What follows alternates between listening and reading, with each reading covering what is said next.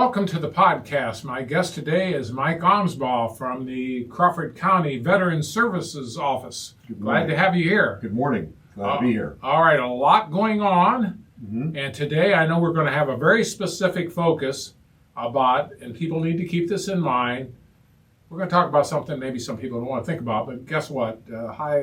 High probability of death. We all have nearly, what would we say, 99.9%? Yeah, nobody's getting out of this alive. Okay, so I guess that's what we could actually entitle this today. Right. So as someone that is receiving services from the VA, let's say your health's not too good and some things, there's some planning you need to maybe look at. What happens in the case of a death of a veteran, and they are currently receiving benefits?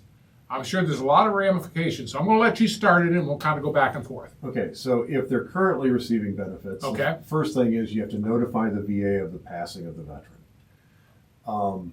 If the death is because of a service-connected condition, let's say that they had a heart condition that was incurred in service, and they're receiving a benefit because of that, and they pass away subsequently because of the heart condition, then there's some additional benefits that we would want to look at for the spouse called dependency indemnity compensation, and there would probably be a burial allowance if the death is found to be service connected. Some of it is just like pre-planning. The veteran is not deceased. What sort of things can we do? Well, make sure that you have a copy of your DD-214 someplace where your next of kin or the executor of your will knows where it is. Great place for that is either in an office like mine or recorded at the county recorder's office. What is the DD-214, please? That is the document that all veterans receive that shows their service. Okay. It shows dates of service. It shows character of service. It's literally the most important document that a veteran has. Okay. Normally in a case for most people that might receive something like Social Security, right, the arrest home sends a form to the Social Security saying, okay, these people are deceased, and then that affects shutting off that check of the money coming. What happens in the case of a veteran? Now, I know Social Security is different, but I'm asking this question because I got a hunch some people, they might think, well, some people play it fast and loose. Right. I'm just being kind here. They might say, well, gee, I'm not going to be in a hurry to tell him that my spouse has died. That's not a wise thing to do. No, it's not. Because what happens is the VA can cross-match with Social Security. Okay. So if Social Security's been informed that the veteran's deceased, it's pretty likely that the VA is going to pick up on that. Okay. If they don't right away, I've never had one where it's continued for the remainder of that other person's lifetime. If they don't right away, let's say that they don't pick up on the fact that the veteran's passed for 3 months to a couple of years. Well, the VA is going to ask for that money back when they do find out. They will eventually find out. Oh yeah, it's a matter of getting it through the system and whatever. Right. They will catch it. Somebody will eventually say, "Oh, hey, I see that veteran Smith has passed away." Yeah. And we didn't find out about this. Where's that check been going all this time? That person, whoever it is that didn't report the veteran's death and has been receiving and spending the money, because it's not a check anymore. It's a direct deposit. So it goes directly into that account, whatever the one is that the veteran designated.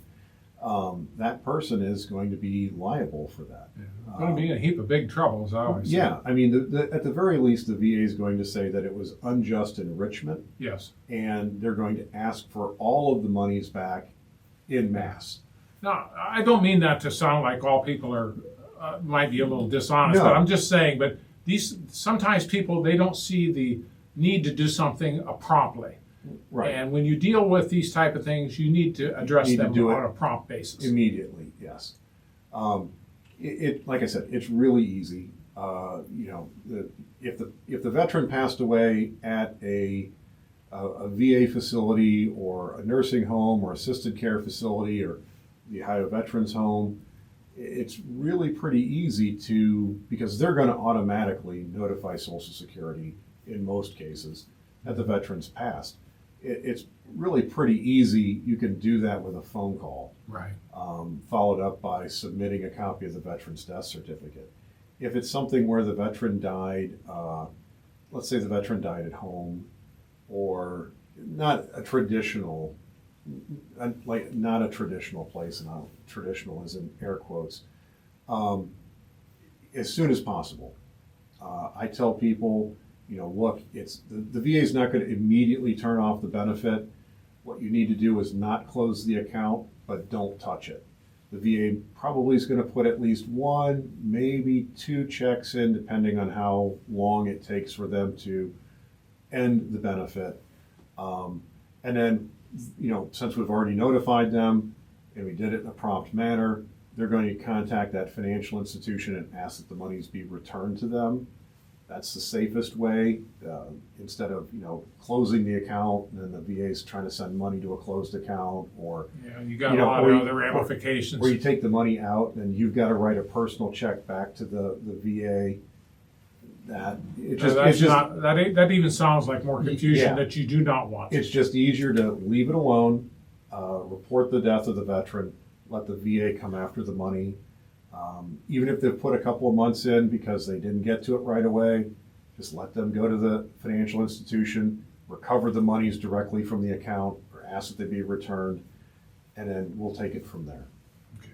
Now, I'm going to take something just a little bit different, because I know there's people we constantly have new people listening to the podcast. Mm-hmm. Yeah. So, would you explain to folks what your office does, how they can reach you? Because maybe today's topic we've talked about somebody dying or preparing for death, mm-hmm. and how would they get a hold of you about other issues regarding the veterans that they need to contact you? Okay, so our office in Ohio, we're kind of unique.